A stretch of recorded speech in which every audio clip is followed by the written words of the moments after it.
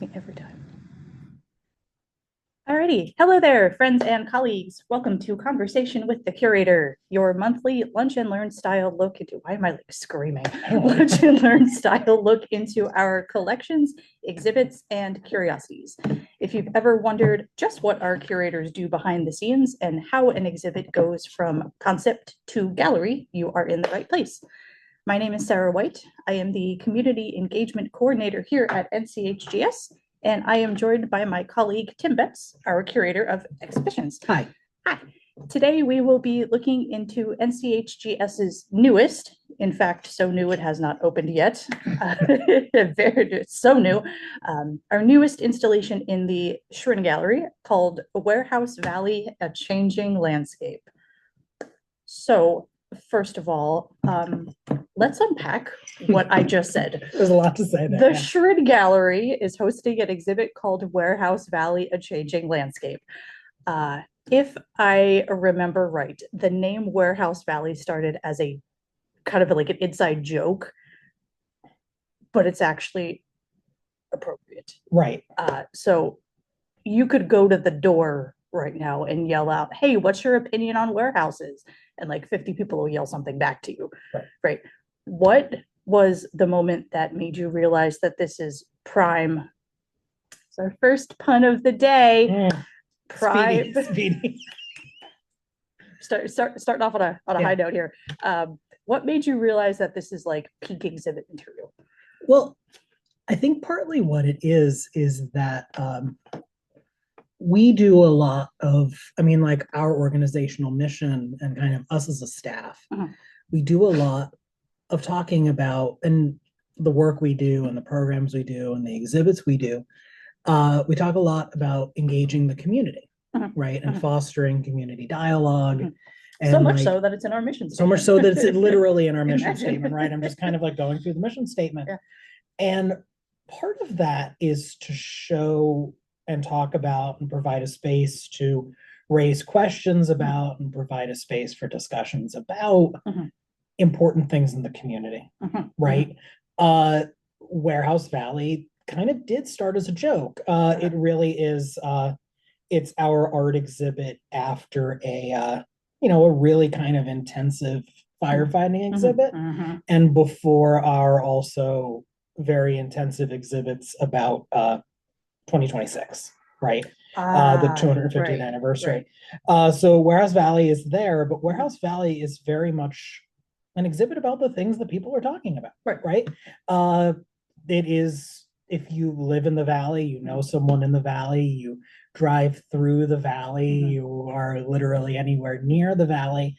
One of the largest topics of conversations among people who live in the valley is warehouses, yes. Right? Or development, really broadly, because I think here we really need to talk about development and landscape and all of that.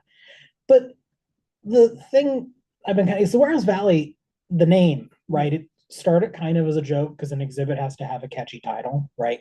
Because that's like a book, the title's the thing that gets you first in a way. But if you don't read past the first line, you're not done. Yeah. And of course, I'm an academic, so it has a colon title, right? Like Warehouse Valley, and then the more serious part. But Warehouse Valley is the thing people call the Lehigh Valley. Like that's not something we made up, right? Like that is a thing people say. So it's really meant to clue people in that this is about that discussion, right? And one of the things that I think is important to say right off the bat, right? Like that discussion is more nuanced than you might, or we hope to show that it's more nuanced, and we hope to encourage people to think of it as more nuanced than you might get the answers for if you get to go out on the street and ask people about warehouses, right? Because yes, there is a lot of warehouse development in the Lehigh Valley. There's a lot of broader development. There's a lot of housing development. There is all sorts of things like that, right? But like I mean modern people like to order your thing and get it tomorrow. We as modern people like the idea of living in the, let's say, the suburbs of broader metropolitan areas and commuting into work, right? Like we like the things that this development brings us, right? Modern convenience, places to live in the modern world, like all of that, right? Quite literally in a pretty package with a little bow on the top. Absolutely, yeah. So it's like, I think it is not, and it also, like, not for nothing, warehouses and the industries associated with warehouses, construction, development, all these sorts of things, these do employ a large chunk of people living in the valley, right? Like, that's not debatable. It's not debatable. It's a decent sized number, and jobs are good. Important. They're important and good, right? So I guess, like, a shorter answer to my longer answer about that, right? Like, Browse Valley is about the things that people are talking about. Yeah. Right. And it's kind of, and also contextualizing that in a broader history. And I guess I should say, because I think this is probably for people that haven't seen Warehouse Valley yet, because no one's seen Warehouse Valley yet. It doesn't exist yet, right? Warehouse Valley is an exhibit wherein we are taking landscapes of the Lehigh Valley. A majority of them are painted. Yes. A majority of them are, I say a majority, but all of them are like mid 19th century. I think the earliest one is the 18 teens to 1967 is the kind of early image. Okay. And then each of those images is going to be paired with a photograph either of that place today or a place that kind of place today that illuminates that further, right? So it's really it's taking landscape paintings and the images of the landscape and putting them into context. Yes. Yes. You know, like I'm taking notes on what you're saying right now, like another academic. Yep, that's word. Okay, so wow, there's so many tangents I want to go on just from that question. I know. So this is actually a dangerous topic for us. I know, but I feel like if nothing else, it helps us work through like getting all of our thoughts together for when it does open. And it's actually really fun for me because I am in the middle of finishing the text for it. Right, the stuff is literally being sent to the printer kind of every day. I am kind of like, when you're a curator, you get very deep in it, right? And you get kind of in this place, like I've been going through essentially like economic data in the Lehigh Valley kind of all week, right? And thinking about that.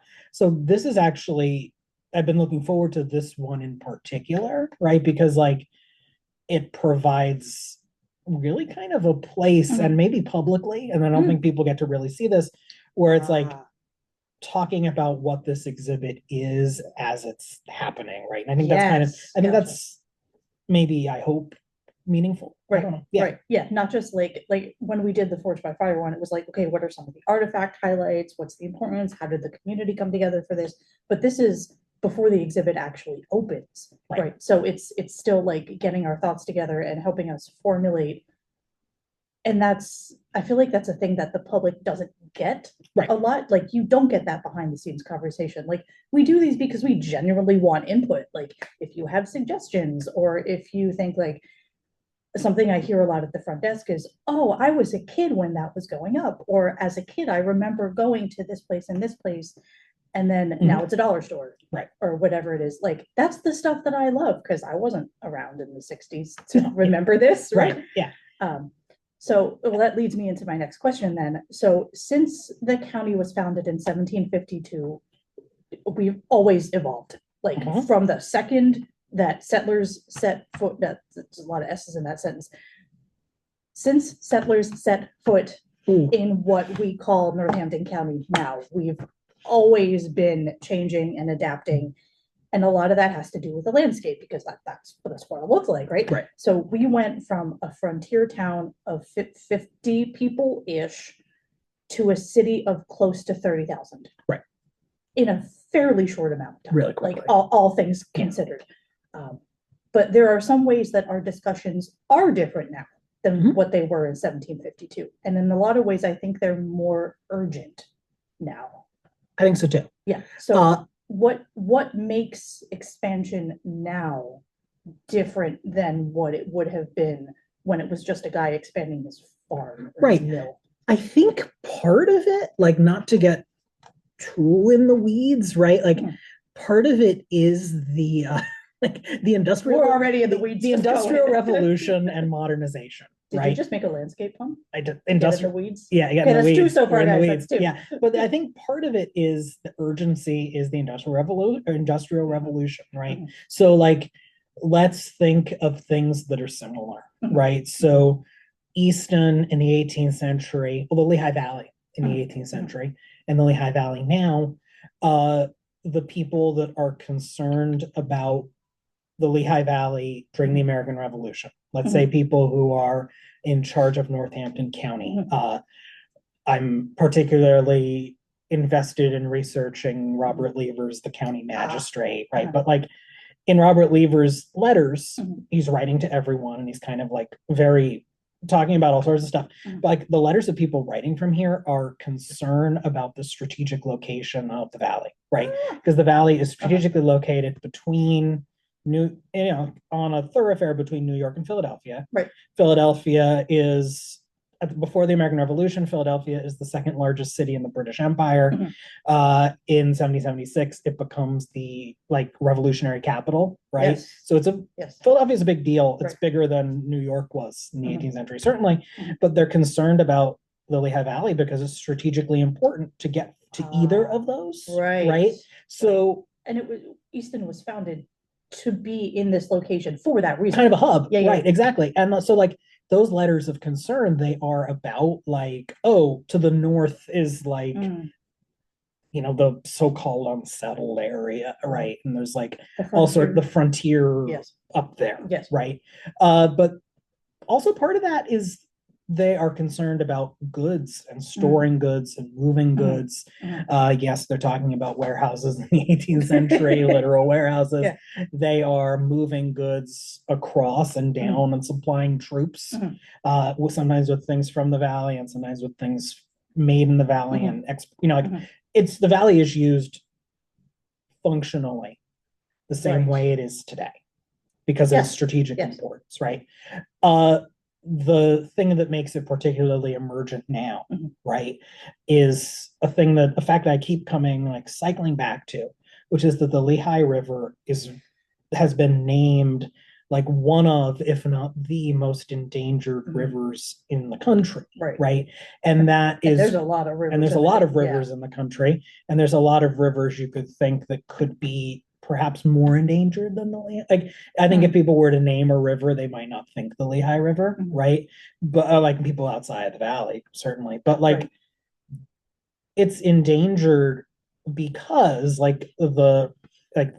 all these various watershed groups and people that talk about water conservation, it's endangered because of development, right? Like kind of like a hard stop there, right? Like because of the creation of large spaces of like warehouses, of paving, of development that's encroaching onto where the river is. The pollution, just kind of regular Joe average pollution, right? Like so it's like what makes this particularly emergent is like I think the development, I think the idea of like this function of the valley because of its geographical location, right? Like that's one element of it, but the other is like in the 18th century, if you're moving things from New York to Philadelphia, you're moving them via wagons on roads, right? The emergent part now is that you're moving them via 18-wheelers on roads that are, in the case of some places, more or less the same roads, right? So it's like Pennsylvania. It's an infrastructure problem, and it's a pollution problem, right? So that's what makes it particularly emergent, I think. I think what also makes it emergent is that how interconnected everything is, right? Like there is this proliferation of warehouses into the valley because there is like a large chunk of the American population, like 30% of the American population is accessible via a day's drive from the Lehigh Valley. That's why you have warehouses, right? Because it's strategically, from a supply chain perspective, strategically viable, convenient. Exactly. But it is this like now when we're doing it, it has a broader environmental impact than it might have in 1752. Right. Right. Because there is like all Asphalt. right? And of course, like any settlement is going to change the environment, but like, so I think it is this whole, just because it's happening on such a bigger scale. Right.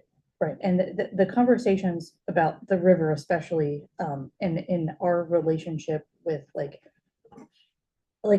remember a couple of years back when water is life was the big, not that it's reduced to a hashtag, but like everyone knew the phrase in a particular context. But I don't think we think about that in the context of not only pollution, but draining the river to make the raw materials to build the warehouses.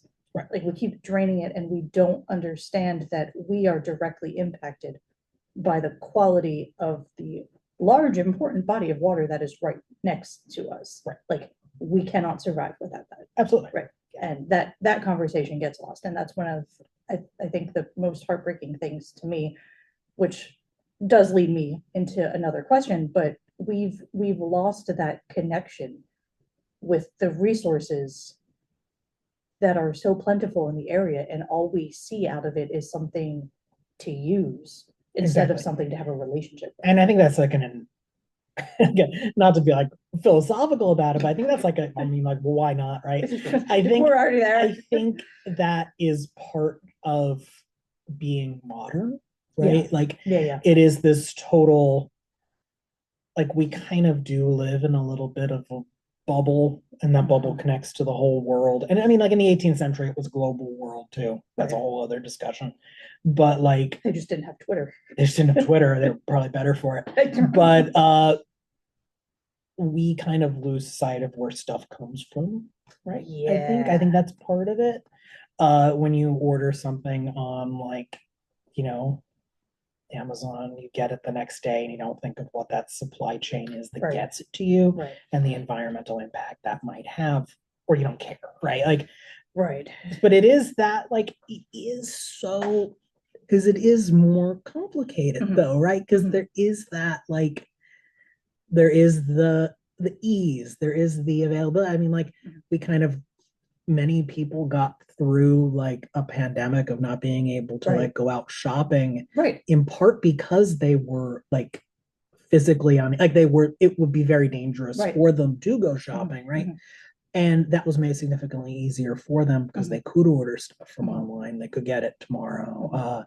There is the idea and reality of employment. There is the idea and reality of like our relationship to like the cities and the broader thing, right? So it's this like this whole nuanced reality, right? And I think like it all kind of comes down to, and the thing I kept like thinking of when you were talking about it is like, I think it's not necessarily a distinction of like development bad or warehouse bad or any of that bad. I think the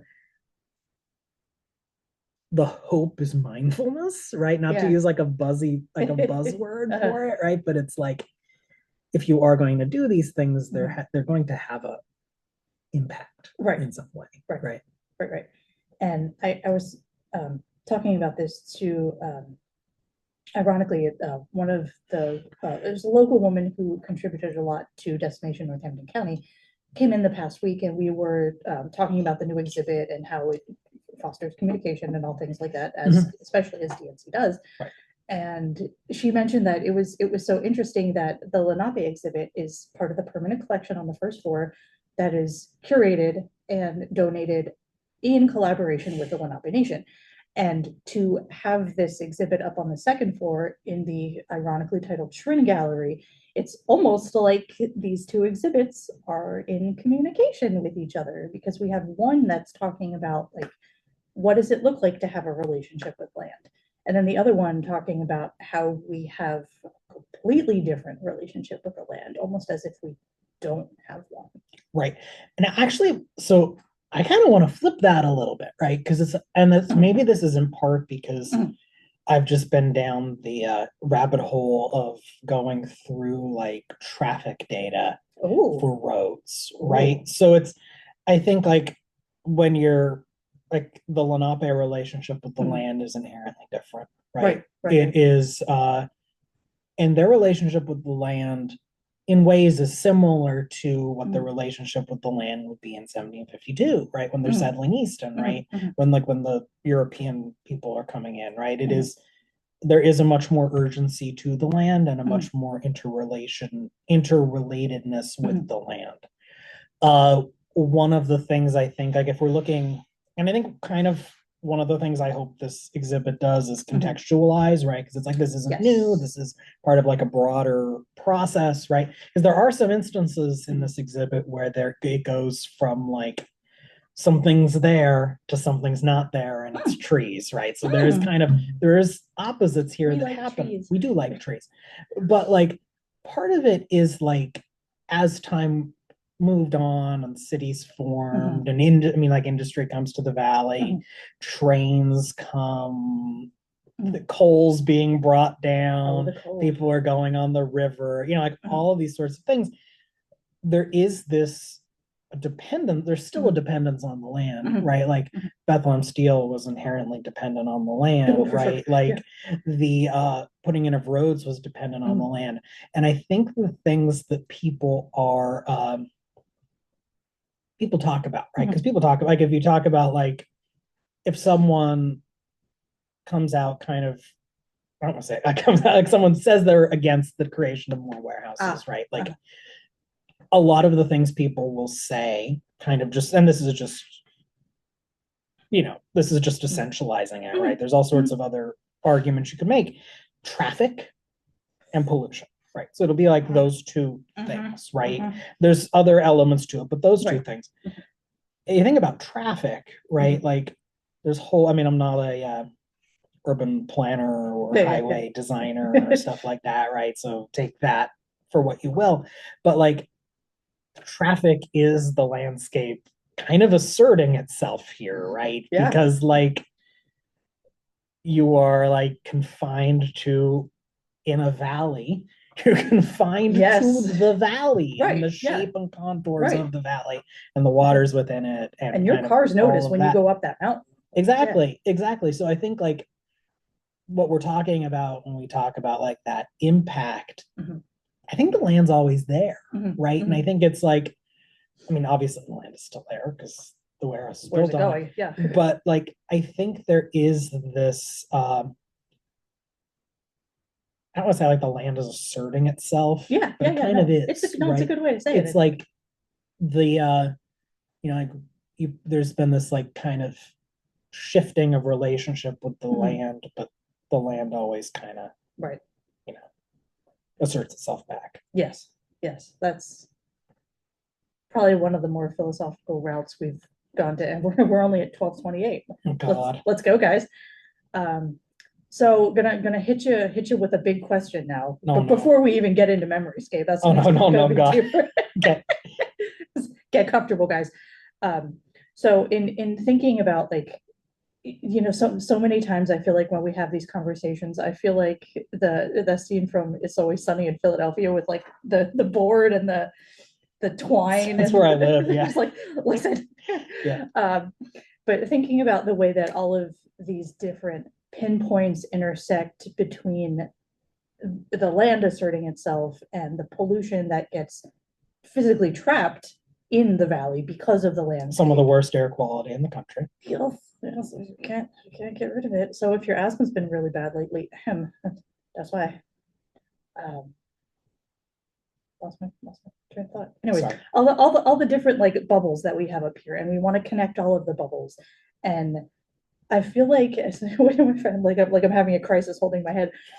I feel It's gonna like be okay. as no, that's what it's like to be a historian, guys. I'm just warning you right now. Um, like our job is to connect all those dots, right? And say Yeah. like, okay, well, if A happened because of B, what caused B? Right. And keep going back and keep going back until you get to the closest you can, and you can see the progression and you start to see patterns, right?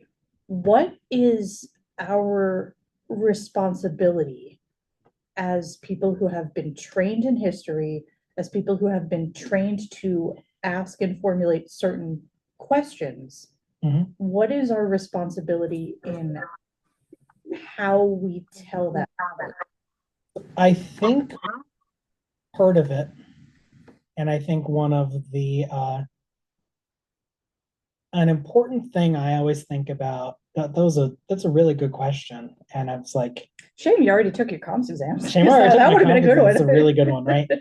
But I think part of it is as a historian, right? Like when you are a historian, like history is a strange it's a strange discipline, right?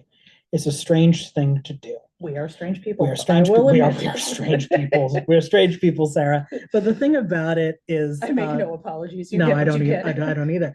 But the thing about it is, like, a historian, you are someone that, like, I say this, we say this probably at least once a month. So if you have your like bingo card, here it is. It's like when you're a historian, it's your job to tell humans, like the stories of people, Yes. right? Like Yes. human stories, Right. and encounter them kind of where they were historically,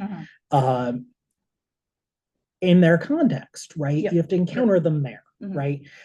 Certainly there are things that are, ethically bad kind of at any time frame, Yeah, right? yeah. But like it's very important, I think, to as a historian, you're telling human stories and you're finding human people, but you have to do this delicate dance, right? Where you are talking about the people of the past.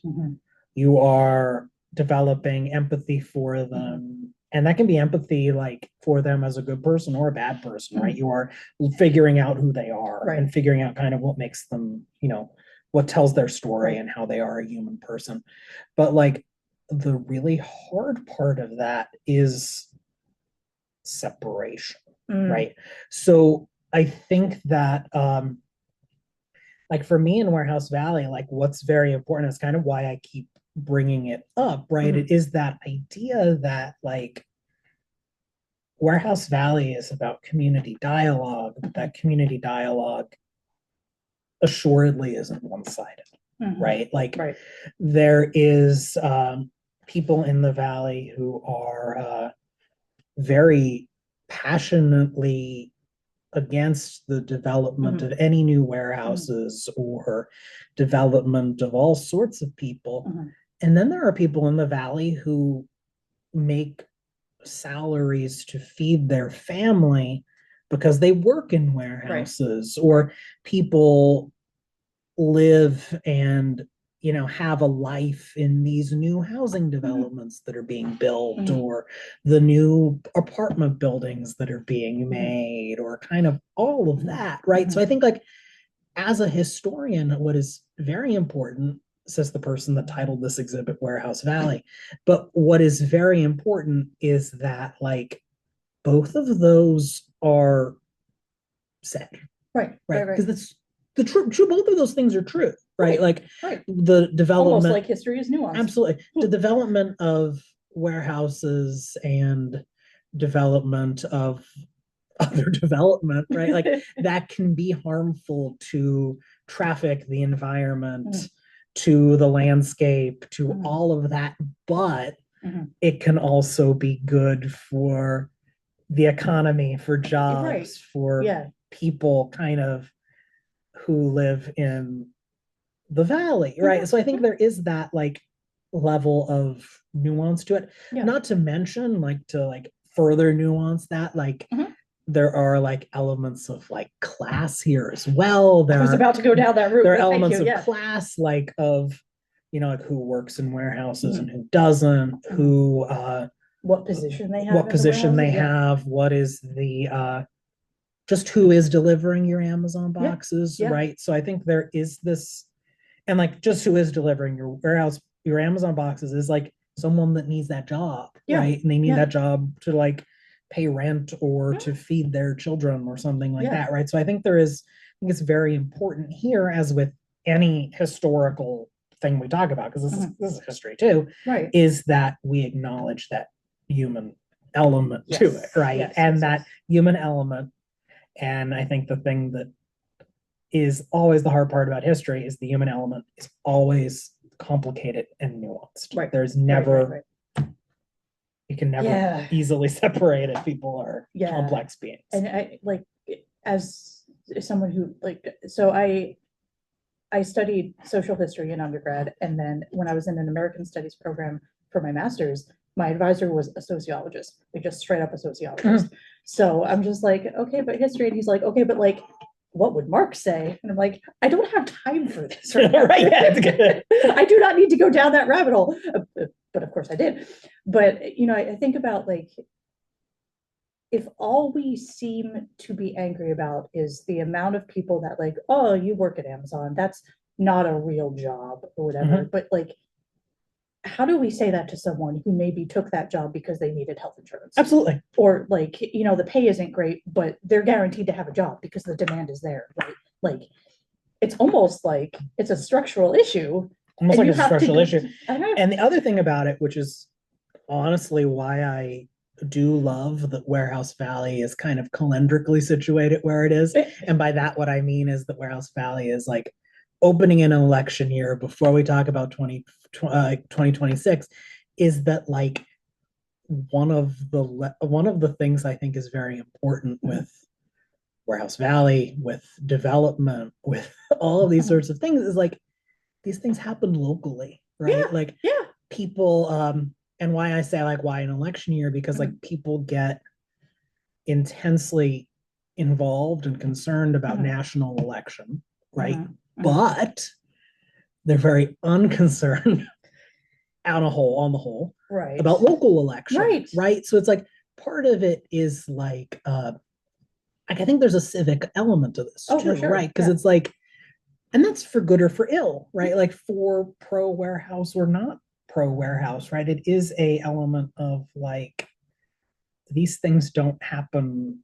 I mean, they happen because of large global systems of trade and economics, of which I'm an artist and then a historian. I can't even do that, right? But like that's a whole other thing. I need to read more books about that. But like part of it, like, this is local. This is zoning. This is local infrastructure. This is all these things, like, right? You know, you can go to city council meetings. You can go to city council meetings. You could just go. You could run, right? You could do that. You could run for office, right? So it's, I think part of it is that like, and part of that is why I like that it's also paired with the Tim Hare exhibit downstairs that we talked about. I guess that was the month before last, right? It is, because the Tim Hare exhibit is really about like one person that, you know, saw the quote I've been using is like, I saw Easton the way it could be, right? Which is really great. But it's also, you know, like there is kind of a, you know, you want to see your community, there's, you can do that because it's democracy. Right. And it's also thinking like, as we said all the time, you know, the conversations change, but keep happening, right? So I'm sure like say a silk mill comes in and everyone's like, oh my gosh, now we have jobs, and we literally become like the silk capital of is it the country or the world, which it would either is significant. There's a massive amount of silk either way. Yes. So, and then you think about the silk, and then you think about the steel, and then you think about Alpha Cement, and one closes and then something else opens. I mean, the steel only closed in what, 2003? Recent. Something? Yeah. Like in our memory. Right. Yeah. And I mean, God, the desk I use downstairs is from like the offices. My desk upstairs is too. Beautiful desk. Yeah. But yeah, it's almost like history is just a chain of events that where there's a vacuum and there's a need, something will come in to fill its place. And exactly. And so the thing a lot of people say, right, is that like history repeats itself, but like what I prefer to think of it as like history doesn't repeat itself, history rhymes, right? It yes, does that, right? So it's like, it's not going to be the same character. Sometimes it's the same characters, but it's going to be like the same trends. Right.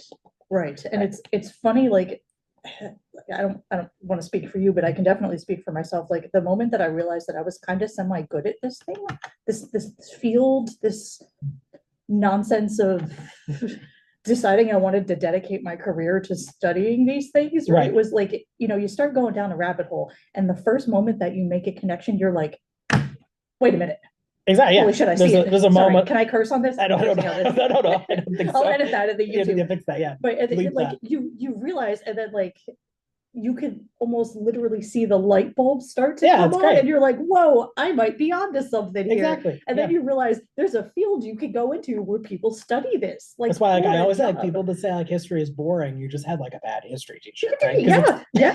It's Like, one of the I'm names of sorry that dates. that was your experience, but it I'm al- definitely wasn't mine. I'm also horrible at dates. Like you see how I like kind of flubbed the earliest date of the first painting in this exhibit? Like because yeah, bad dates. When Yeah. did the steel close? Was that 2003? I don't know. That's not the point here. Yeah, That's not the exactly. point. But yeah, it's good work. But, yeah. It's not to like pat ourselves on the back, but it's important work, and I hope how so. lucky are we that like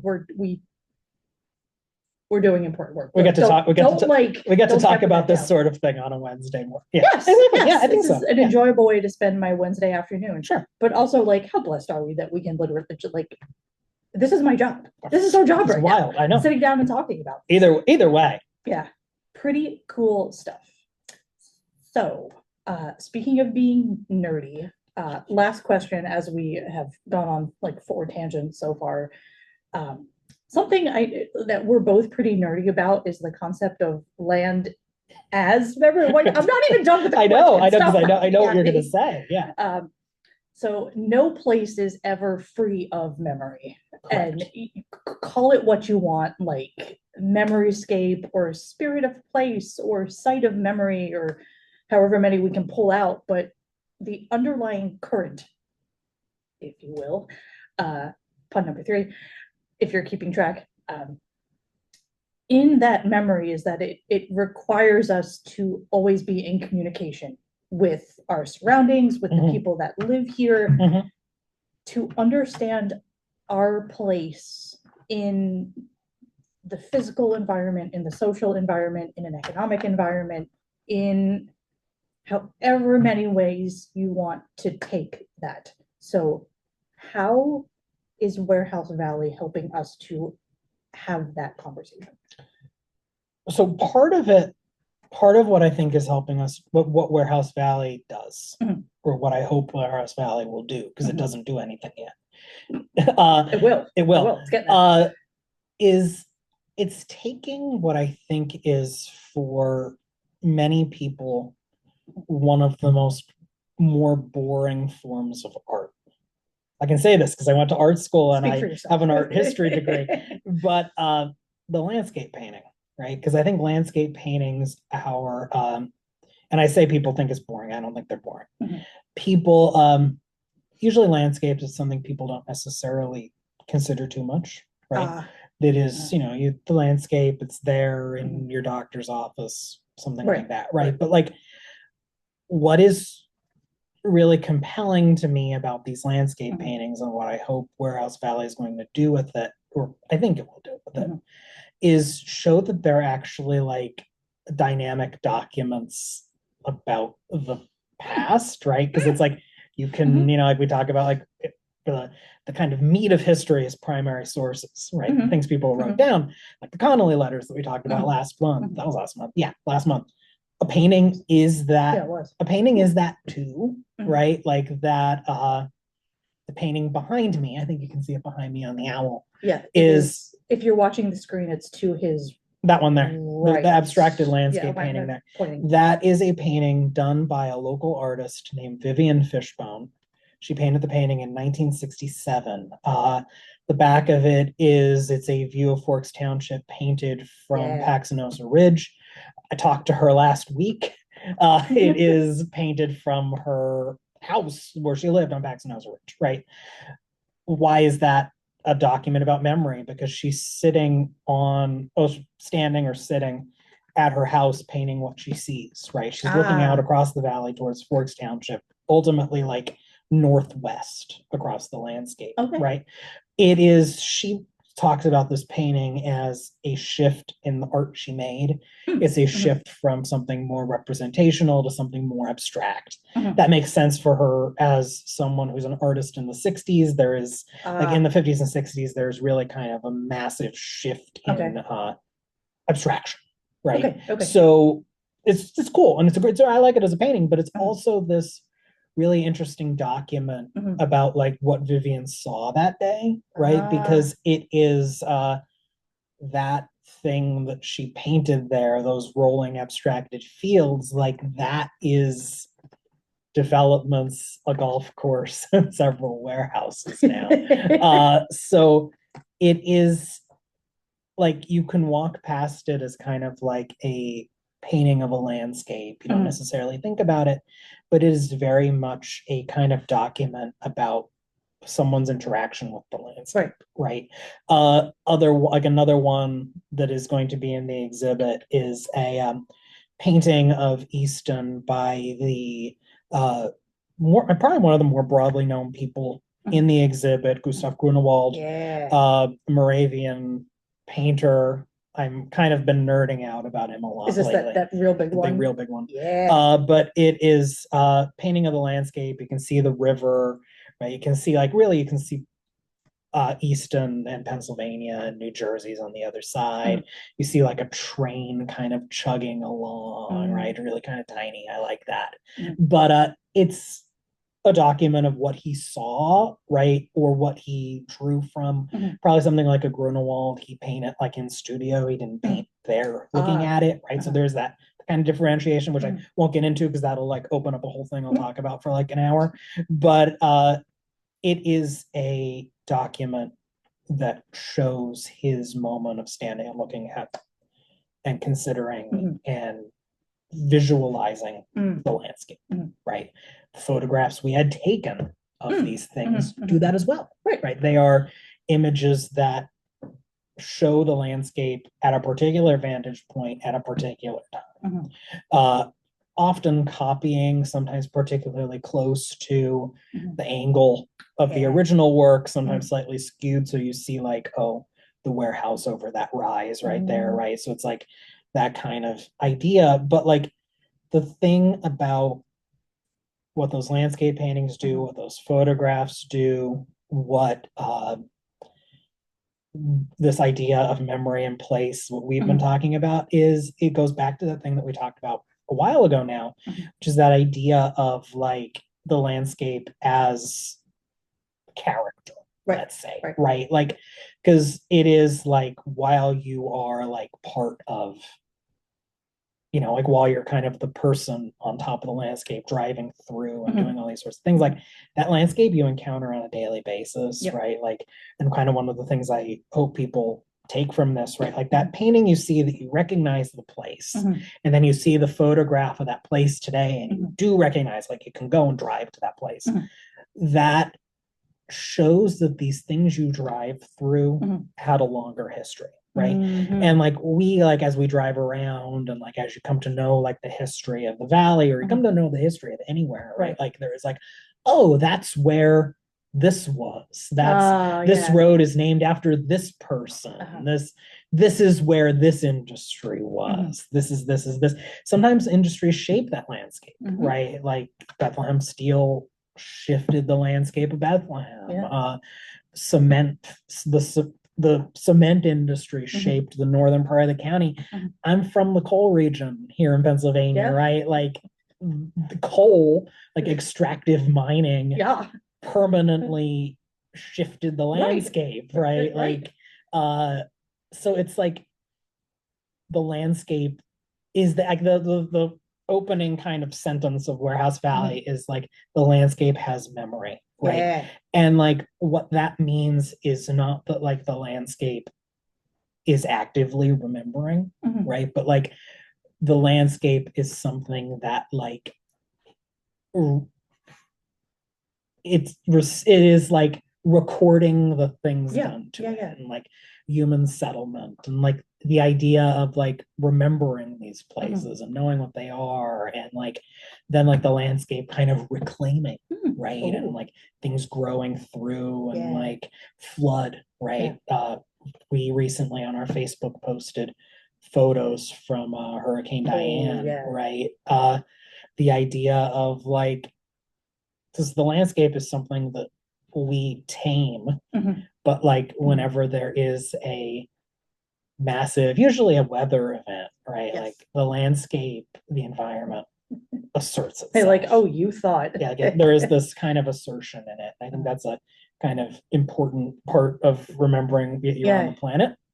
It's kind of a rambling answer to this, though, right? But it's like that, like you encounter any place you are, not you encounter it in the present. You encounter the past there too. The word that people describe that as, like nerdy people like me that think about it and write about it, is a palimpsest, right? Oh, that's a great word. Yeah. But usually in where I've encountered it a lot to describe Rome itself, but it is in other places too. Palimpsest is this idea of layers upon layers upon layers upon layers upon layers upon layers. Like imagine this idea of, like, when you're painting your house and you're like taking the take the light switches off and it takes off the paint. Oh yeah. And you see like the layers of paint underneath it. Yeah. Right. Like the different, like, oh, they painted this room that weird like pea green color once. What a strange thing they did, right? But like that's a palimpsest, right? Because that is kind of this, like when you're encountering the thing, you're not just encountering the landscape as it is now. Right. You're encountering like everything underneath it. So like when you're in Easton, right? Like you're encountering Easton 2024, but you're also like encountering Easton 1860, 1800, Easton 1776, Easton 1752, right? Like where Parsons puts the roads, right? Like, you're encountering that. You're encountering like where the river, like there's choices kind of made, and the evidence of that impacts your environment now, right? So it's like partly what it is. It's like, and like part of like the, I guess, philosophical underpinning of the exhibit is that like these places change, and they always have, but like this idea that change is kind of, you can never totally like wipe that away, right? It's kind of like we do a lot of talking, you and I, about like the moving of cemeteries in Easton, and like moving people and all those sorts of things, but like that is intrinsically part of the modern landscape, right? Like you think about it, right? Like the talking about like the moving of people from like Old St. John's to by the library to the Easton, folks get to the like Easton cemetery. Sometimes moved in several times, but like in each of those places that memory is there, right? Like in some way the land has changed, there's markers left, there is the memory of that happening, and not even to not to pull back into the aura, but like, sometimes you walk into a place and you get that feeling that something is different, but you can't articulate what it is. Not to get really philosophical, but like, is that not just the land speaking to you that like this thing has been done to me? This and thing, I need to make you aware of it. I think there's been this part of that too, but it's also this like making yourself aware that like these places have a longer existence than just you. And that's kind of healthy, right? Like that's good. That's good. Like the thing I kind of think about a lot is like going on Heritage Day to the reading of the Declaration, right?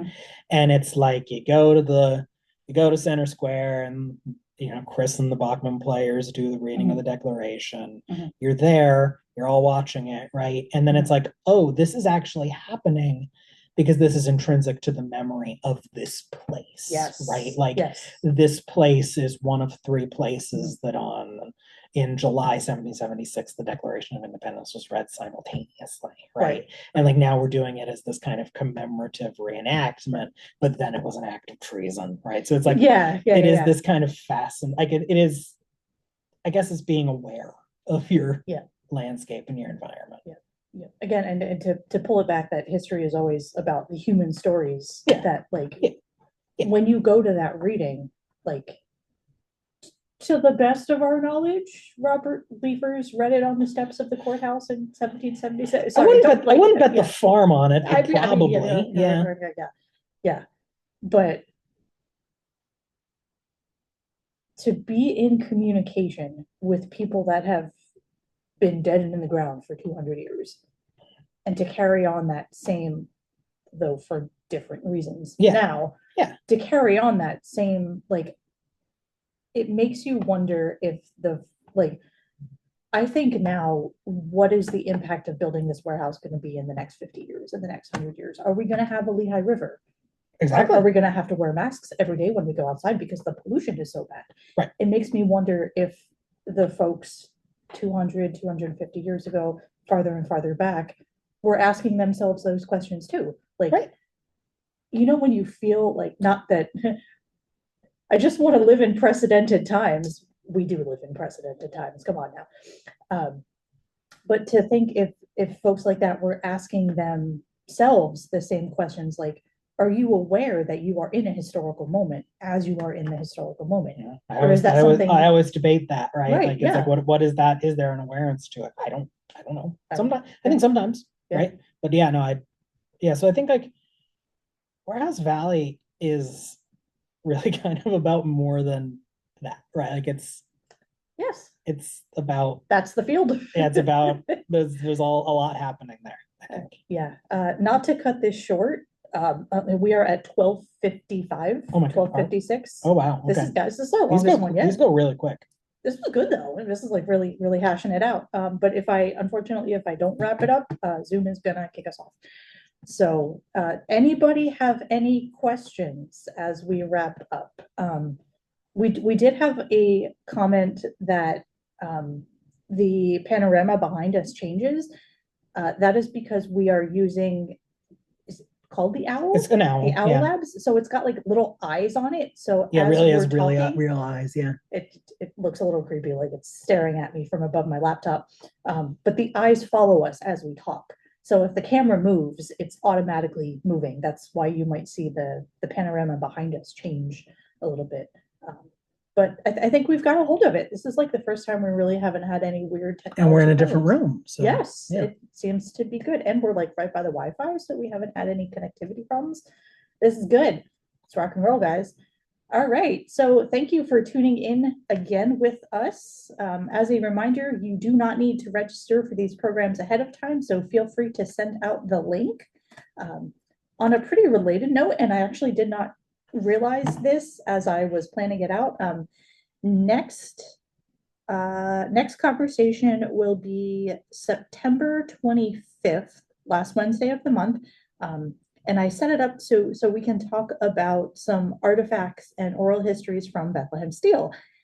For September being the month of Labor Day, we could talk about labor in the Lehigh Valley.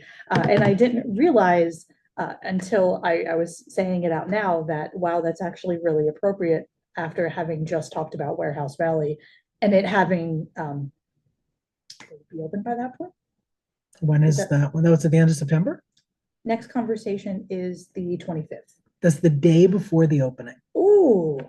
The Warehouse Valley is opening September 26th, Thursday. Yep. Tune in, guys. All right, I really need to cut off or we're just gonna get cut off on our own.